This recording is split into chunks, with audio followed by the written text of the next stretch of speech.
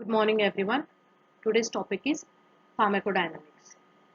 We'll be covering this topic in two lectures. So, today we'll cover pharmacodynamics 1. Now, let's begin.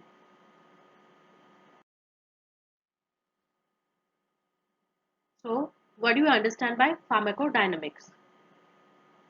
Pharmaco means drugs, dynamics means action or power. So, it covers all the aspects relating to what a drug does to the body.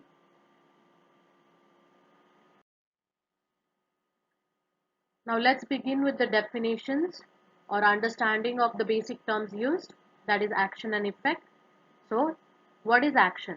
It is initial combination of the drug with its receptors resulting in a conformational change, that is agonist, or prevention of the change, that is antagonist. Now what is effect? It is the ultimate change in biological function brought about as a consequence of drug action through a series of intermediate steps, that is also called as transducers. Now let's see the sites of drug action. So the drug will be acting on first extracellular, second on cellular, third intracellular. So these are the three sites of drug action. Now let's see types of drug action. So first is stimulation, second is inhibition or depression, third is replacement, fourth is irritation, fifth is cytotoxic. We'll be discussing these in details in further slides. Now let's begin with stimulation. So what is stimulation? Stimulation is a selective enhancement of the level of activity of specialized cells. So there is enhancement of level of activity. For example, adrenaline stimulates heart, pilocarpine stimulates salivary glands. Now, what is depression or inhibition? So it is a selective diminution of activity of specialized cells. Example is barbiturates depress CNS, quinidine depresses heart, omeprazole depresses gastric acid secretion. Now let's see what is irritation.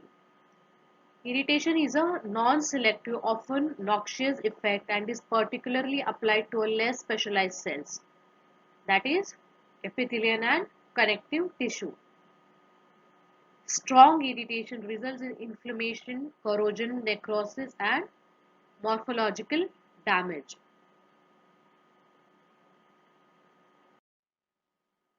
Now coming to replacement. What is replacement? It is use of natural metabolites, hormones or their congeners in the deficiency states. Example is levodopa in Parkinsonism disease, insulin in diabetes mellitus, iron in iron deficiency anemia. Now coming to cytotoxic action, it is selective cytotoxic action on invading parasites or cancer cells, attenuating them without significantly affecting the host cells. It is utilized for cure or palliation of infections and neoplasms. Example is penicillin, chloroquine, zidovudine and cyclophosphamide.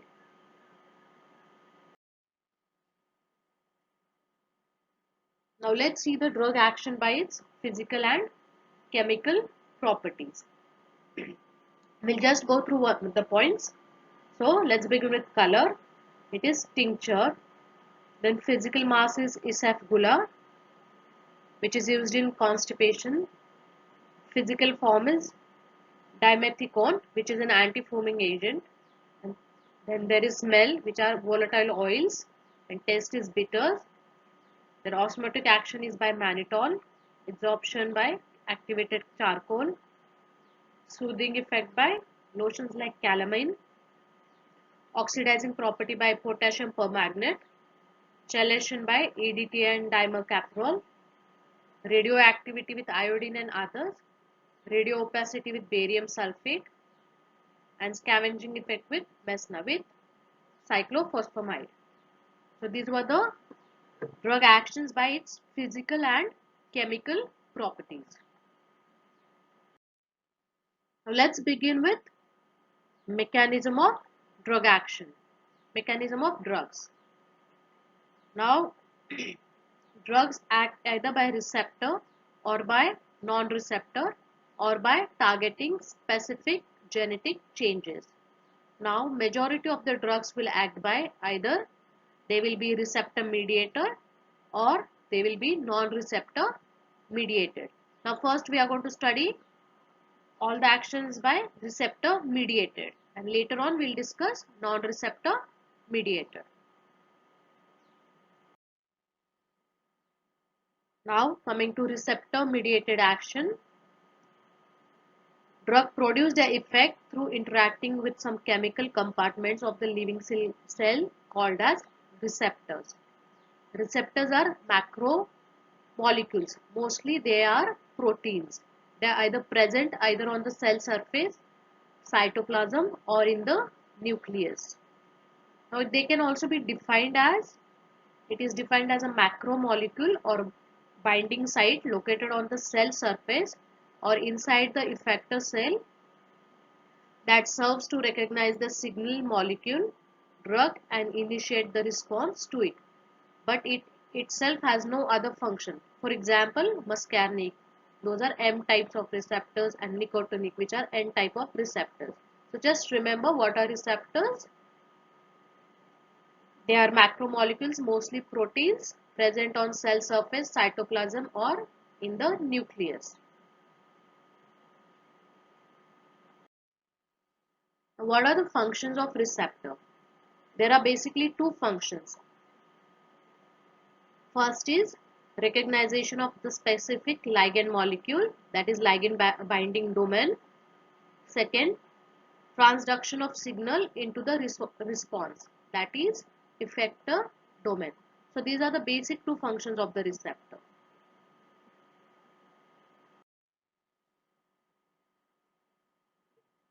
Now, before beginning with the receptor superfamilies, let's discuss drug receptor occupation theory. Now let's see. Drugs are small molecular ligands. Pace of cellular function can be altered. So your drug is D and receptor is R. Interaction is always governed by the law of mass action.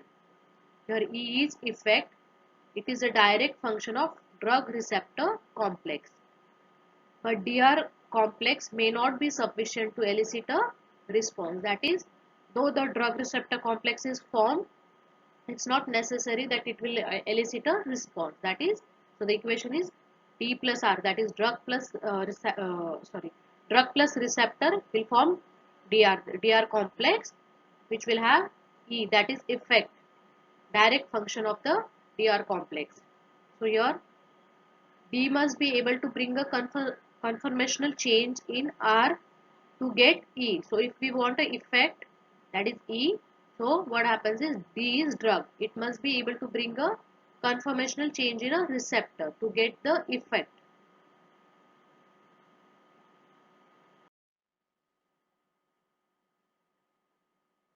Now let's discuss few terms. What is called as affinity? Affinity is ability to bind with a receptors. What is intrinsic activity?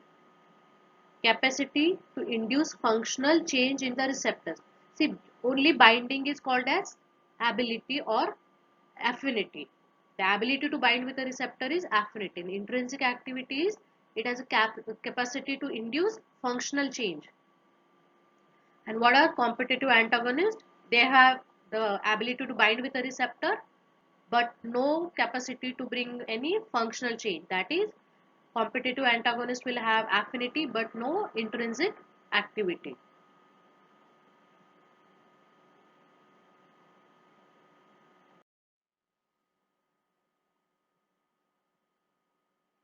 Now here let's discuss the other few terms. What is selectivity? It is a degree of complementary correlation between drug and the receptor. Example, adrenaline selectivity for alpha and beta receptors. What is affinity? We've already discussed that. That is ability of a drug to get bound to the receptor. Now what is intrinsic activity or efficacy? It is ability of a drug to produce a pharmacological response after making the drug receptor complex, which was called as E also in the previous slides. This is called as intrinsic activity. Now let's discuss the few commonly used terms. What is an agonist? An agent which activates a receptor to produce an effect similar to that of physiological signal molecule. Agonists have both affinity and maximal intrinsic activity. That is,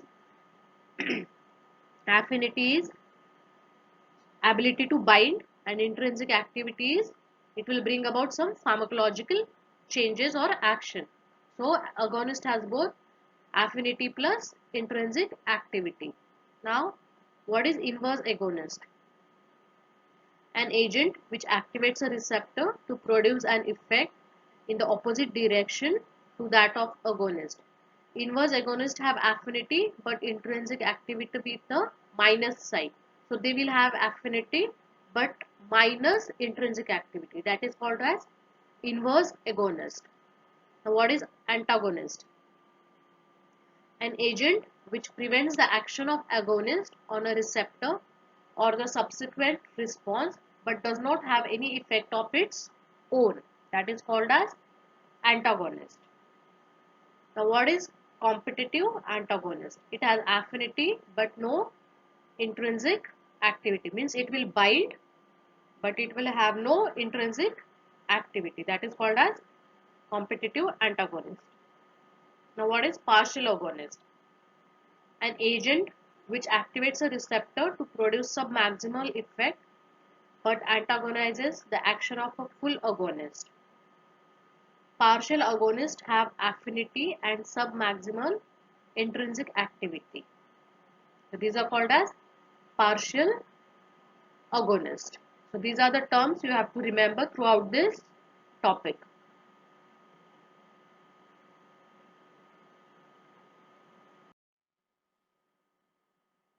Just go through this.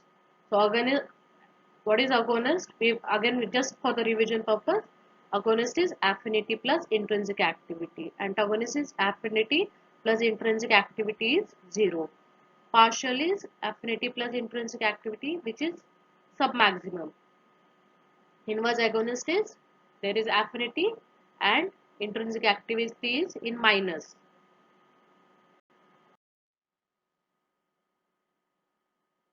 Now coming to targets for drug action. Now where will these drugs act? Now there are 4 kinds of regulatory protein involved as primary drug targets. So what are the drug targets? First is receptor. We've already discussed what are receptors. Second is ion channels. Third is enzymes. Fourth is carrier molecules. We'll just discuss these targets for drug action quickly. Just go through the slides. Now let's see here. Here both 4 of them are there. First is receptors, second is ion channels, enzymes and transporters. Now see, agonist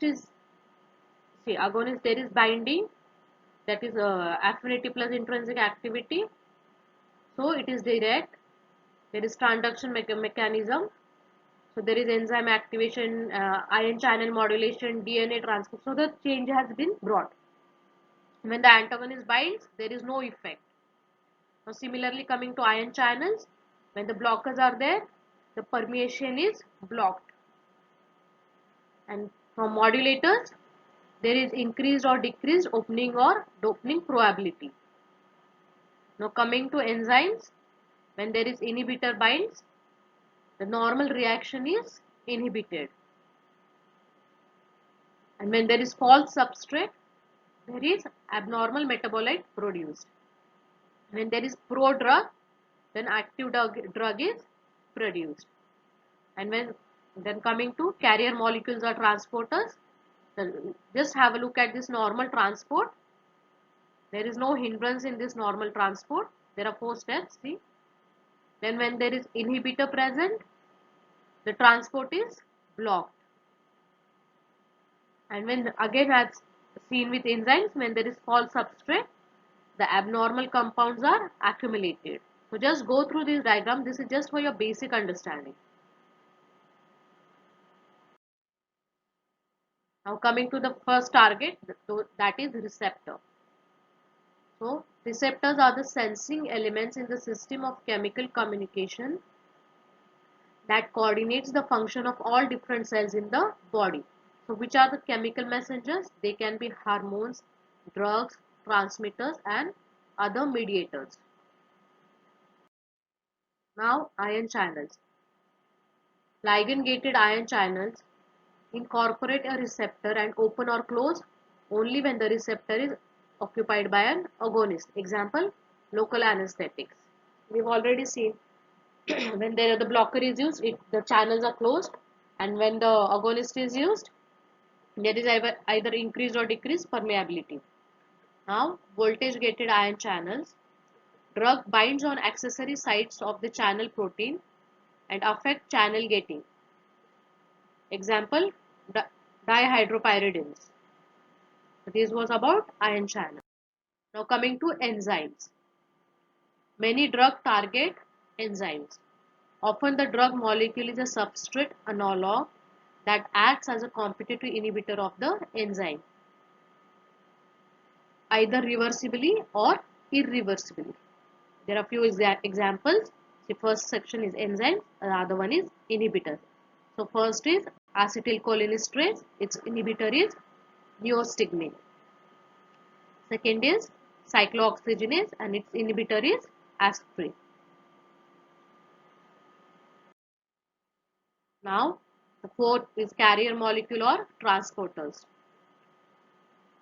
The transport across the cell membrane of ions and organic molecules generally requires a carrier protein. That first is transport of a glucose into the cell. Second is transport of ions, that is organic molecule into the tubule. So these four were the targets of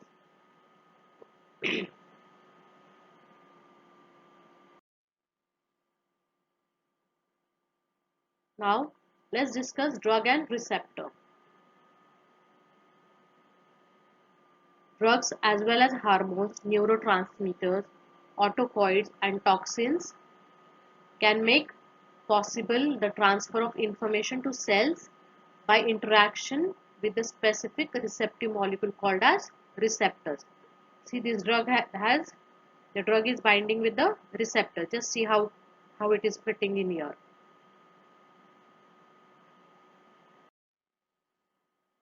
Now the receptor mediated response. What will happen? There will be receptor mediated response. It will either be by binding or other will be by activation. So the occupation of a receptor by drug molecule may or may not result in activation of the receptors. It may occupy the receptor, but there might not be the activation of the receptor. So there are two methods, binding and activation. As we've already discussed, the two functions of receptors, recognition of the specific ligand molecule and transduction of the signal into the response. The domains were the ligand binding domain and the effective domain.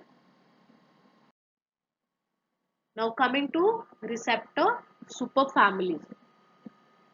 First we've discussed the targets. Those were your receptors, ion channels, then carrier molecules and transporters and enzymes. So now here we are discussing receptor superfamilies. The transducer mechanism. Most transmembrane signaling is accomplished by a small number of different molecular mechanisms. Now there are 5 types of receptor superfamilies. First is ligand gated ion channels. These are also called as inotropic receptors. Second is G protein coupled receptors. These are also called as metabotropic receptors. Third is enzymatic receptors. These are also called as tyrosine kinase linked receptors or kinase linked receptors. Fourth family is receptor regulating gene expression or transcription factors. Fifth is enzymes acting as receptors. So we will be discussing all these five superfamilies of receptor in details. First we will begin with ligand gated ion channels.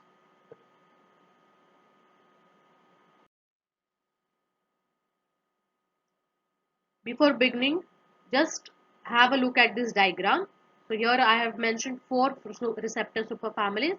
First is ligand-gated ion channels, second is G protein coupled receptors, third is kinase linked receptors, and fourth is nuclear. I have not mentioned the fifth one, that is enzymes are acting as receptors. So just basically just have a look at this. In ligand-gated ion channels, there is either hyperpolarization or depolarization and the cellular effect is seen. Here with G protein coupled receptors, see there is change, the channels are opening and there is calcium release and cellular effects, or there are secondary messengers and protein phosphorylation and then cellular effects. In kinase link receptors, there is protein phosphorylation, gene transcription, protein synthesis, and then cellular effects are seen. Here with nuclear receptors, see, these are binding. The drug is binding to the receptor. This pink is the drug. This is a receptor. So here it is gene transcription, protein synthesis, and cellular effects. So see the time scale. With ligand gated channels, it happens in milliseconds. In G protein coupled receptors, it takes few seconds. In kinase link, it takes few hours, and in nuclear receptor, it will take few hours. So what are the examples? With ligand gated, there are nicotinic receptors and acid ACH receptors. Here G protein coupled receptors are muscarinic. Here kinase linked receptors are cytokine receptors or insulin. Here nuclear are estrogen receptors or steroid receptors. Now let's begin with ligand gated ion channels. Here we have seen how it causes by hyperpolarization or depolarization. Now let's see what is its type. It is the inotropic receptor. Its location is on the cell membrane. The effector is the ion channel. There is the coupling is direct. What are the examples? Nicotinic, glutamate, and GABA. Now let's see the gating mechanism. We've already seen in the previous diagram. So what happens? A neurotransmitter or the drug binds. Then there is postsynaptic membrane inotropic receptor located. It binds with that, and then there is increased permeability of ions. It causes depolarization or hyperpolarization, and then there is action potential and cellular effects. So this is the gating mechanism of ion gated channels. So these word depolarization and hyperpolarization is very important. And we've seen here it takes few seconds, milliseconds. Just see here. So see this the blue color is the neurotransmitter. These are the ions. Just see, some neurotransmitter molecules bind to the receptors on ion channels. When a neurotransmitter molecule binds to an inotropic receptor, the channel is opened. In the first figure, see the channel is closed. When there is binding, in the second figure, see the neurotransmitter has been bind to the inotropic receptor and there is opening of the channel.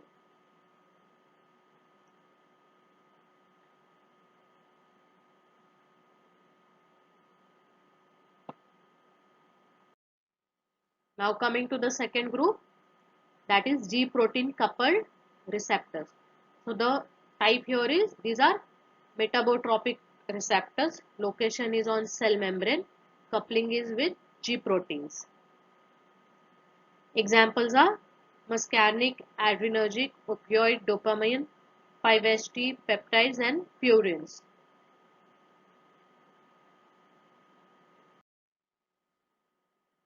Now what are these G protein coupled receptors? These are large family of cell membrane receptors linked to the effector enzymes or channels or carrier protein through one or more GTP activated proteins. All receptors has common pattern of structural organization. The molecule has 7 alpha helical membrane spanning hydrophobic amino acid segments, 3 extra and 3 intracellular loops. Agonist binding is on extracellular phase and cytosolic segment binds coupling G protein. G proteins float on the membrane with exposed domain in cytosol. Heteromeric in composition with alpha, beta and gamma subunits. In inactive state, GDP is bound to exposed domain. Now what is GDP? It is guanosine diphosphate. What is GTP? It is guanosine triphosphate. Now the activation by receptor, GTP displaces GDP, that is guanosine triphosphate displaces guanosine diphosphate. The alpha subunit carrying GTP dissociates from the other two activates or inhibit effectors. Beta and gamma subunits are also important. We will be discussing the transaction mechanism in details in further with figure. Now just go through this diagram. Again the neurotransmitter, the metabotropic receptor and signal proteins. Now after the binding there is a signaling. See, some neurotransmitter molecules bind to the receptor on membrane signal proteins which are linked to G proteins. When a neurotransmitter molecule binds to a metabotropic receptor, a subunit of G protein breaks off into neuron, either binds to an ion channel or stimulates the synthesis of second messenger. Now see, this is single signal transduction. Now how this activates? So let's discuss this. See, the first the first quarter on my left is the resting state. See, you can see target 1, then the purple color is the receptor, then the blue color is the target 2. Between the purple and the blue squares is alpha, GDP and beta and gamma. Now let's discuss how the signal transduction happens. In the resting state, the alpha, beta, gamma are tightly bound together. These are the subunits, alpha, beta, gamma. Now what's happened? In the resting state, this alpha, beta, gamma subunits of G proteins is linked with one another, and GDP is bound to the alpha subunit. Just see in the first left hand side of upper quarter, the alpha subunit is bound to the GDP. Now coming to the second, binding of an agonist. Now see, the receptor here is occupied. The purple space is occupied with this circle, that is the receptor is occupied. Now binding of an agonist, for example epinephrine to G coupled receptors of beta adrenergic causes the exchange of GTP for GDP, that is there will be the exchange of GTP for GDP, that is guanosine triphosphate for guanosine diphosphate on alpha subunit. Then coming downwards, what will happen? The beta gamma subunit then dissociates from alpha GTP complex, which now interacts with the target protein. Now see, here the target protein is activated. Towards the right side, down quadrant, the beta gamma subunit then dissociates from alpha GTP complex, which now interacts with the target protein and it activates. See, here the target protein is activated. The activated effector then propagates transduction mechanism through second messengers to produce the effects. The alpha subunit possesses intrinsic GTPase activity, which leads to hydrolysis of the GTP to GDP. And again, after the hydrolysis of GTP to GDP, again now it will again go back to the resting state, and this is the cycle of signal transduction.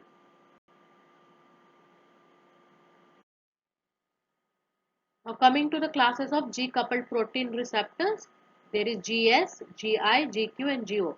GS is stimulatory, GI is inhibitory, and GQ and GO. Now let's see the differences. Now GS is stimulatory.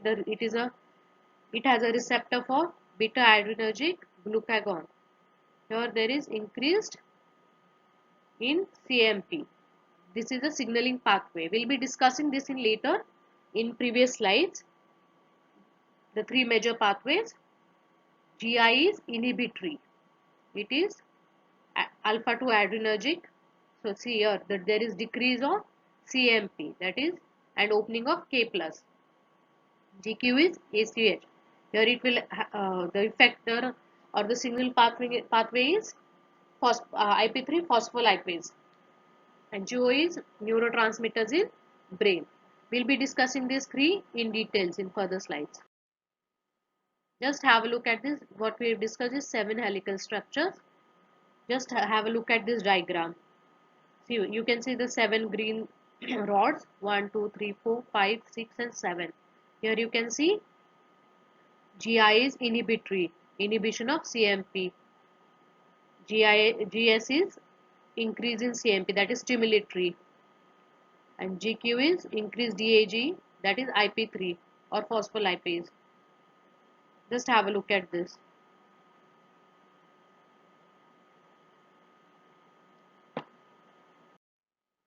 Now coming to the G protein effector systems or three major pathways.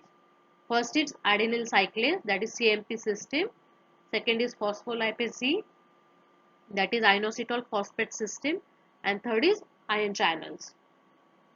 These are the major pathways with the G coupled protein receptors. Now let's discuss this one by one. Now just have a look at this diagram. First we'll be discussing adenylate cyclase pathway.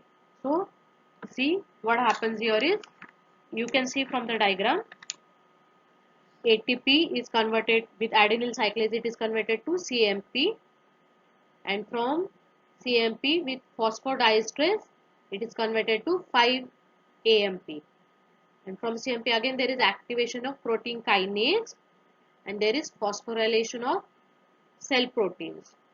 So the enzymes involved in energy metabolism, cell division, cell differentiation, ion channels and contractile proteins in smooth muscles. Just have a look at this diagram. ATP by adenyl and adenyl cyclase, it is converted to CMP. CMP to 5-AMP is by phosphodiesterase, and from CMP there is activation of protein kinase. We'll discuss this. Now let's discuss this CMP system in detail.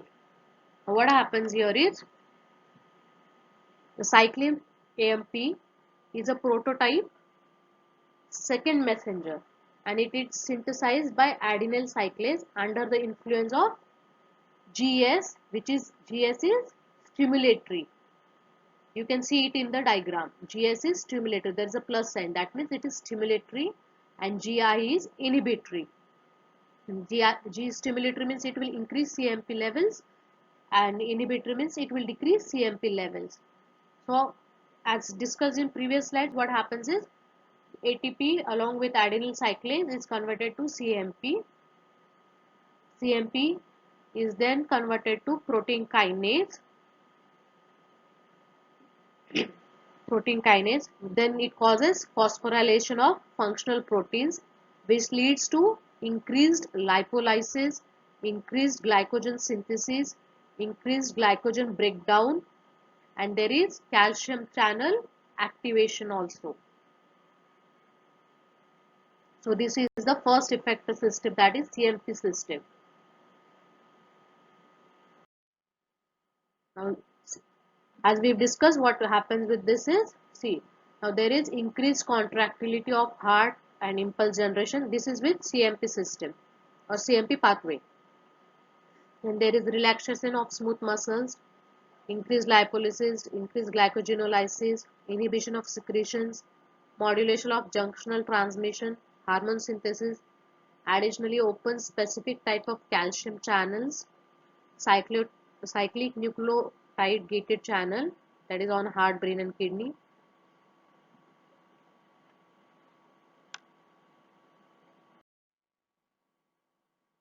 Now again, this is the diagram of regulation of energy by CMP, as we've already discussed. See, ATP with adenyl cyclase is converted to CMP, then we convert, then inactive protein kinase becomes active, and then there is phosphorylation, and then there is increased lipolysis, reduced glycogen synthesis, increased glycogen breakdown, and release of calcium.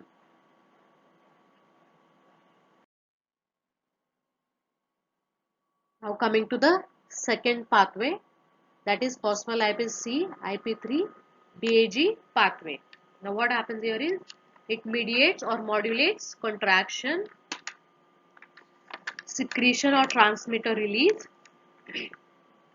neuronal excitability, intracellular movements, eicosanoid synthesis, cell proliferation. Responses are opposite in case of PLC inhibition. Now, what do you understand by IP3 DAG? DAG is diglycerol.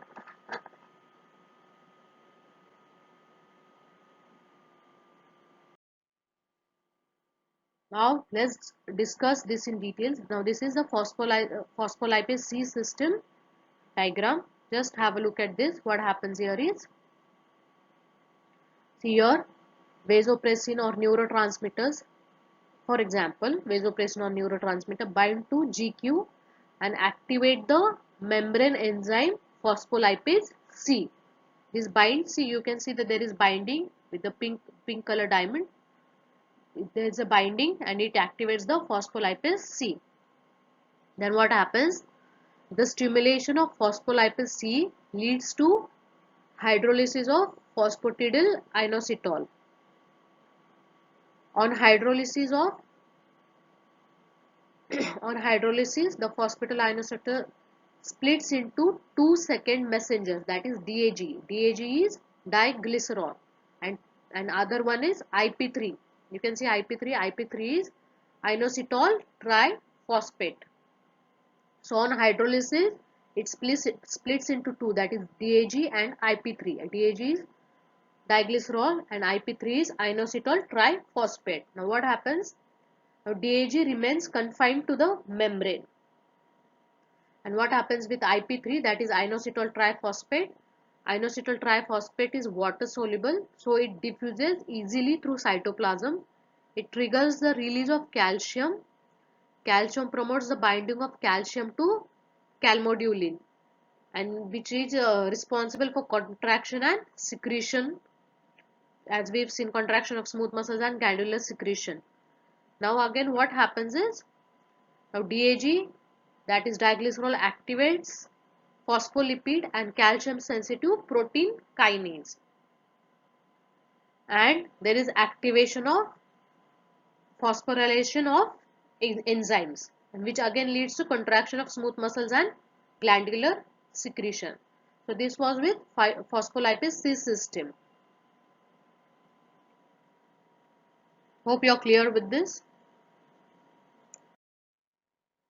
Now coming to the third pathway, that is channel regulation. Now what happens here is, activated G proteins can open or close ion channels, that is calcium, sodium or potassium.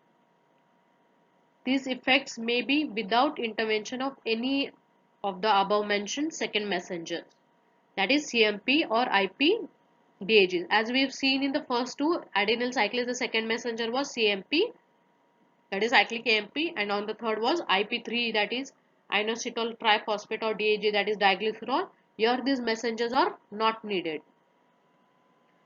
It also brings about depolarization, hyperpolarization or calcium changes. So GSS causes calcium channels in myocardial and skeletal muscles. GO and GI is opening of potassium channel in heart and muscle and closing of calcium in neurons. Now first we have completed with the ion channels, ligand gated channels. Second was decoupled receptors. In decoupled receptors we have completed three pathways.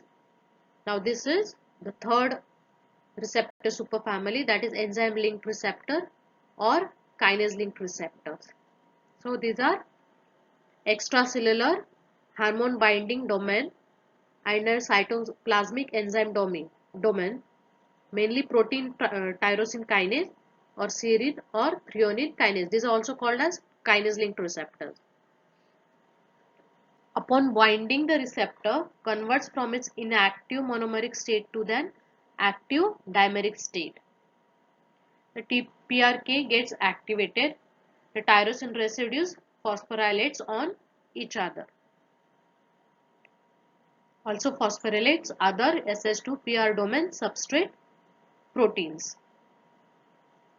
It mediates the action of wide variety of protein mediators including growth factors, cytokines and hormones such as insulin. Receptor for various hormones, that is insulin and growth factors, incorporate tyrosine kinase activity in their intracellular domain. Cytokine receptors have intracellular domain that activate cytosolic kinase when the receptor is activated. Now let's see the signal transduction in this kinase linked receptors. Now, what happens here is there is the receptor binding, that is ligand binding. Then there is dimerization of the receptor. Then there is, as we've discussed in the previous slide, autophosphorylation of tyrosine residue. Then there is binding of intracellular proteins and gene transcription. So the examples here are sorry, insulin, growth hormones and cytokines. Now just go through this diagram. See the enzymatic. This is for insulin.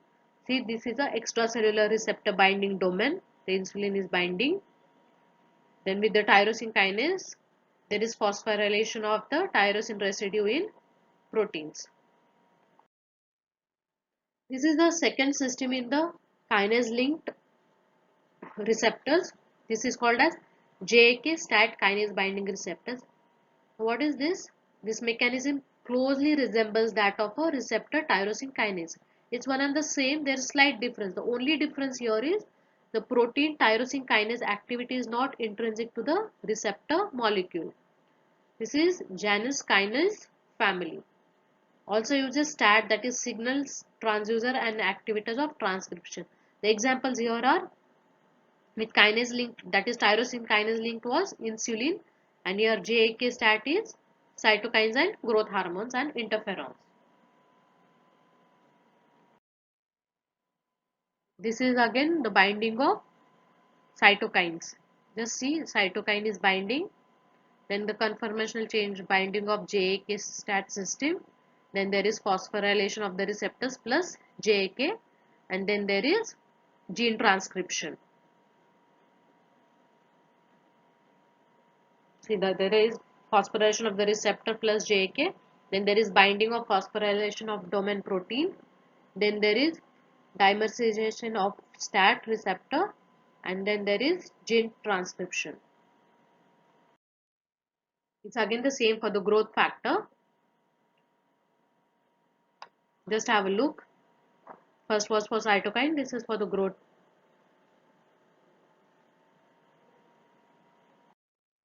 Now coming to the fourth receptor family, superfamily, that is nuclear receptor or intracellular receptor family.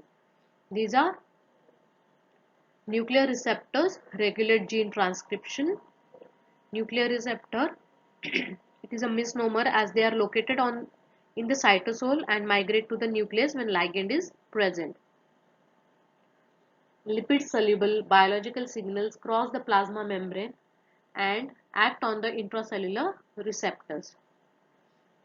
These are for receptors for corticosteroids, mineralocorticoids, thyroid hormones, sex hormones and vitamin D.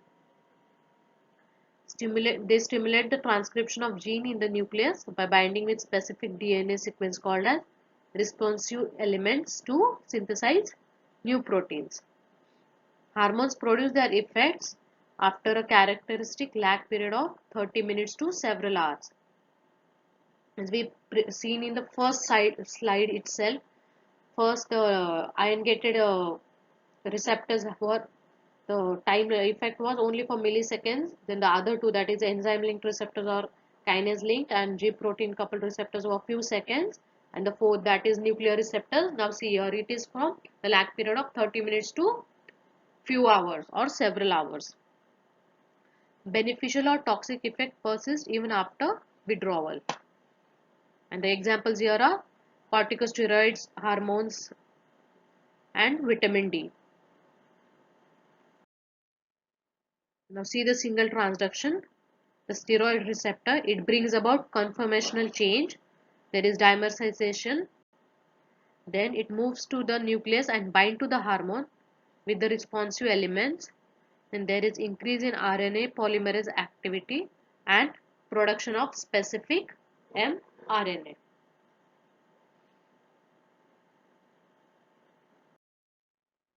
This is just a diagram, receptor regulating gene transcription or gene expression. See, this is for steroid hormone. See, now the steroid hormone binds. There is transcription, translation.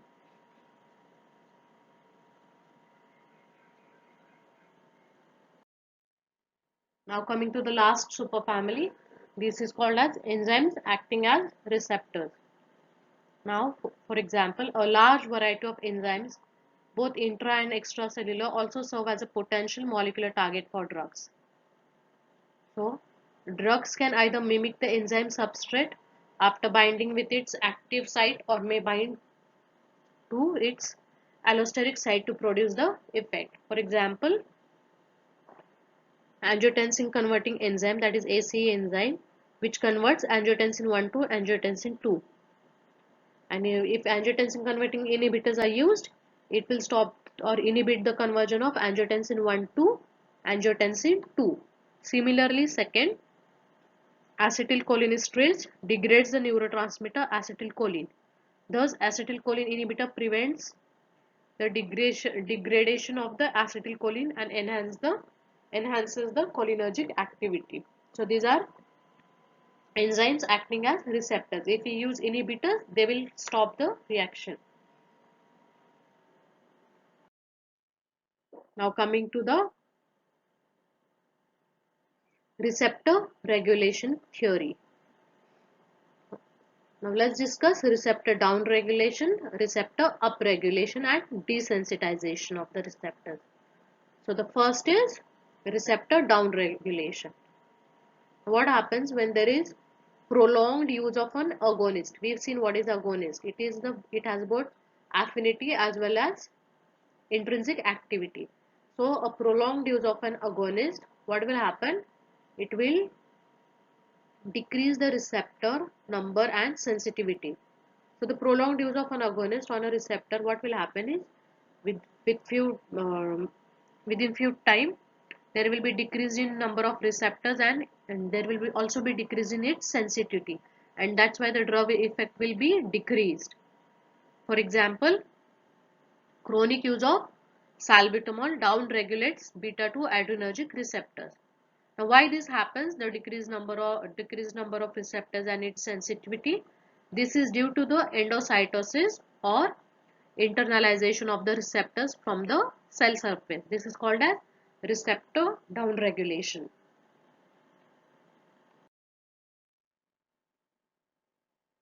Now let's see what is receptor upregulation. Now it is completely opposite. So the prolonged use of an antagonist. So here what will happen? There will be increase in receptor number and increased sensitivity of the receptor. That's why the drug effect will be increased. Example is propranolol is stopped after prolonged use, produces withdrawal symptoms, rise in BP, and induction of angina. Now why this happens? It is due to the externalization of the receptors out again from inside of the cell surface. Now this is in a receptor downregulation, there was internalization and endocytosis. Here it is externalization. Now coming to desensitization. What do you understand by desensitization of the receptors? That is when there is continued exposure to an agonist or intense receptor stimulation causes desensitization or refraction is, that is receptor becomes less sensitive to the agonist. When there is continuously exposure to an agonist, the receptor becomes less sensitive to the agonist. After reaching initial high level, the response gradually diminishes over seconds or minutes, even in presence of agonist. When there is still the presence of agonist, after reaching its initial high level, the response will gradually diminish. Now this is usually reversible, means when it is stopped, again it will start showing the response. This is body's self-defense to protect from overstimulation. Example is beta adrenoreceptors become unable to activate the adenylate cyclase. So this is called as desensitization. Now let's see the few other terms. What do you understand by tachyphylaxis? The effect of a drug gradually diminishes when it is continuously or repeatedly used, which often develops in the course of minutes. Now what is tolerance? This is tachyphylaxis and desensitization are almost the same. What is tolerance? Tolerance is conventionally used to describe a more gradual decrease in responsiveness to a drug, taking days or weeks to develop. It will take days and weeks to develop. As we have seen in desensitization, it will take few minutes. Now what is refraction is? It is used to indicate loss of therapeutic efficacy. Therapeutic efficacy means the no response of the drug will be seen. The therapeutic effect is not seen. What do you understand by the resistance? What drug resistance is used to indicate loss of effectiveness of antimicrobial or anti-tumor drugs.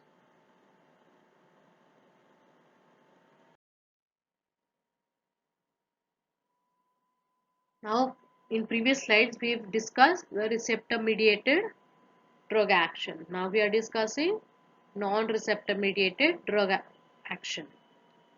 In receptor mediated, we've seen the targets for the drug action and the receptor superfamilies.